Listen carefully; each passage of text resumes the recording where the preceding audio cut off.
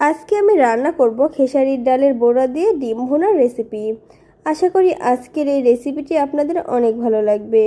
কিভাবে রান্না করব আজকে আমি সেটাই আপনাদের সাথে শেয়ার করব।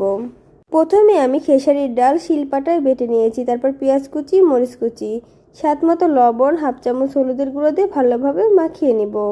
তারপর খেসারির ডালগুলোর সাথে ভালোভাবে মিশিয়ে আমি মাখিয়ে নিচ্ছি। এই যে দেখুন মাখানো হয়ে গেছে। তারপর আমি ফ্রাই প্যানে তেল দিয়ে দিলাম। তারপর আমি ছোট ছোট করে বড়াগুলো দিয়ে দিচ্ছি তেলে। এভাবে আমি প্রত্যেকটাই দিয়ে দিব। দেওয়া হয়ে গেলে আমি কিছুক্ষণ এভাবে এক পাশ ভেজে নিব। তারপর আমি অপর পাশটাও ভালোভাবে ভেজে নিব। প্রত্যেকটা বড়া আমি উল্টে পাল্টে ভেজে নিব সুন্দর করে। হাতে একটু সময় নিয়ে ভেজে নিব, না হলে কিন্তু ভিতরটা একদম কাঁচা থাকবে আর উপরটা পুড়ে যাবে। এজন্য আমি চুলার আঁচটা একদম লো হিটে রাখছি, রেখে আমি ভেজে নিচ্ছি। এই যে দেখুন আমার ভাজা হয়ে গেছে। এখন আমি তুলে নিচ্ছি একটি প্লেটে। এভাবেই আমি প্রত্যেকটা বড়া ভেজে নিয়েছি। একটা তেজপাতা দিয়ে দিলাম, পরিমাণ মতো গরম মশলা, পেঁয়াজ কুচি দিয়ে এখন আমি তেলে ভেজে নিব। ভাজা হয়ে গেলে এখানে আমি আদা রসুন জিরা পেস্ট দিয়ে দিব, দিয়ে আমি নেড়ে দিচ্ছি। এই যে দেখুন একটু তেলের সাথে মিশিয়ে নিলাম। তারপর স্বাদ মতো লবণ, এক চামচ হলুদের গুঁড়ো, এক চামচ মরিচের গুঁড়ো দিয়ে নেড়ে দিচ্ছি। এক চামচ ধনিয়ার গুঁড়ো দিয়ে দিলাম, দিয়ে ভালোভাবে আমি মশলার সঙ্গে মিশিয়ে নিব।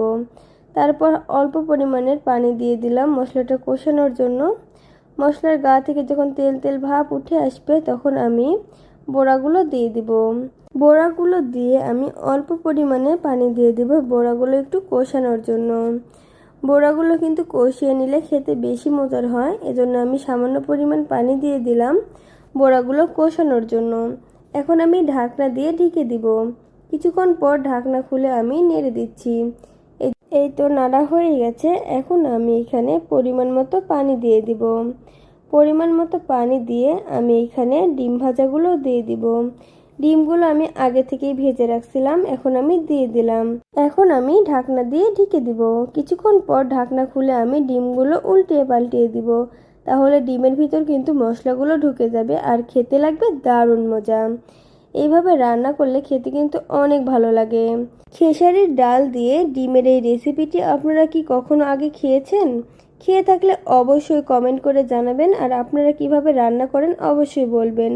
তারপর আমি হাফ চা চামচ ভাজা জিরা গুঁড়া দিয়ে দিলাম, দিয়ে এখন আমি ভালোভাবে মিশিয়ে নিচ্ছি। ভাজা জিরা গুঁড়া জানি তরকারির সাথে মিশে যায়, সেজন্য আমি ভালোভাবে মিশিয়ে নিলাম। এই যে দেখুন আমার রান্নাটি হয়ে গেছে।